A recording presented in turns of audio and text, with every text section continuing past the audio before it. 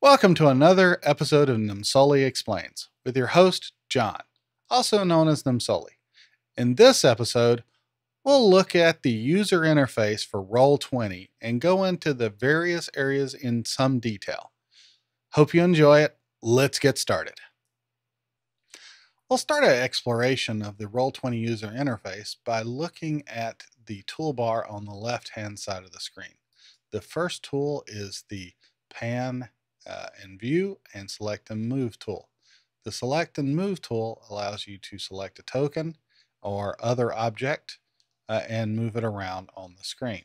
If you right click or hit the Q key, it will allow you to put a pin in your path and trace your route.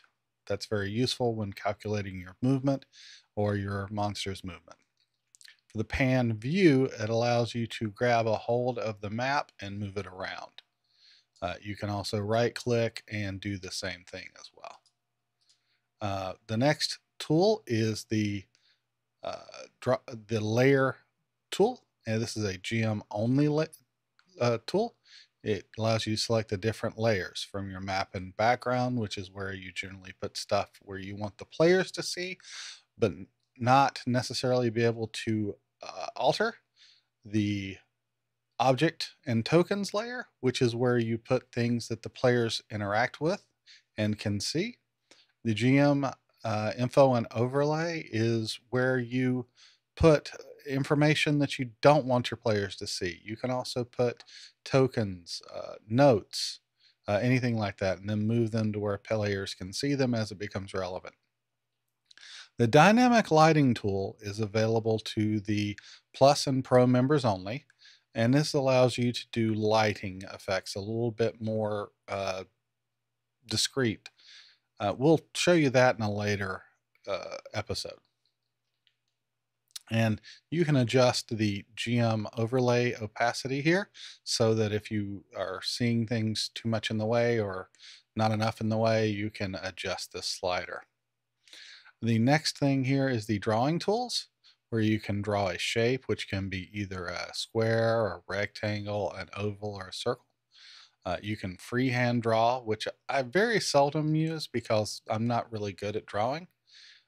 Polygon lines, however, are very useful, especially with the dynamic lighting. Text allows you to leave notes for yourself or the players, or keep track of other things as you need. And then if you need to dump everything, you can clear the drawings right here fairly quickly. The next toolbar is the effects tool. This allows you to select a variety of effects, and this is on the Pro membership. But for instance, you can simulate dragon's breath by selecting breath and fire and then drawing from one object to the other. Makes the game a little bit more realistic. The next area here is the zoom tool and allows you to select the zoom level from 10% to 250% in 10% increments. There are other ways to zoom, and we'll show you that in just a minute. The next tool here is the ruler tool, and it also allows you to figure out the distances between things, and it also works with the right click and the Q as well. We next move on to the fog of war tool. This is available to GMs, and it allows you to reveal areas, polygon, hide areas, so that if you want to show and not block lines of sight, you can do that. The next thing we have here is the turn tracker, where you can keep track of initiative using a system built into Roll20. I find it very useful. Dice roller, which allows you to roll to GMs or publicly if you like, just by clicking on that. And then you have the help menu in case you need assistance. The next thing we see is the page toolbar, which allows you access to the various pages you have on Roll20 and where you can configure those options. Next, we have the zoom tool, which allows you to use the slider to move in and out, plus and minus. You can also scroll wheel in. Then we move to the sidebar. You can hide the sidebar if you like by pressing on this little tab here. That gives you a little bit more space if you need. The first thing you see in the sidebar is the chat area.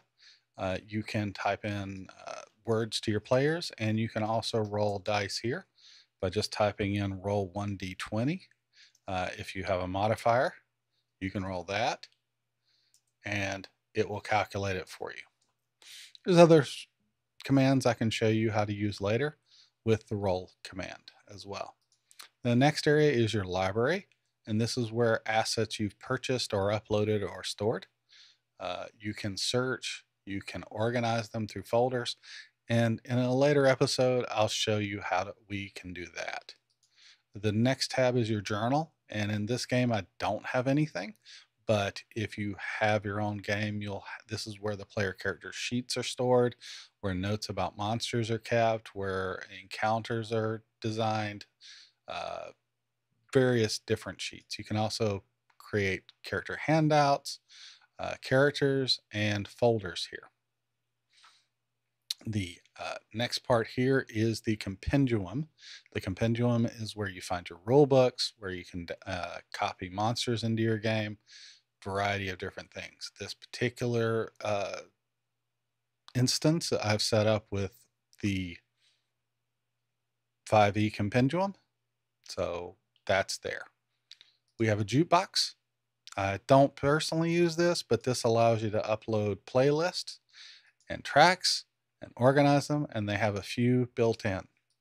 I can show you later how I do music in my games, which is through Sirenscape, through Discord, but that's a little bit more technologically involved, but you might enjoy it. If you do, leave a comment down below and let me know. We go over here, and this is the collections area where your macros, your decks, and rollable tables are stored. And we'll spend some time going through that in a future episode as well. And then finally, we have the settings area where the advanced options are here. You can turn off or on the video chat, change the size of the icons for the players, and that kind of thing. Well, there you go.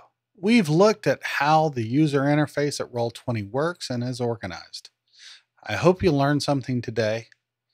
If you like what I'm doing here, please leave a comment, tell a friend, like, and subscribe. And I'll see you next time on another episode of Nimsoli Explains.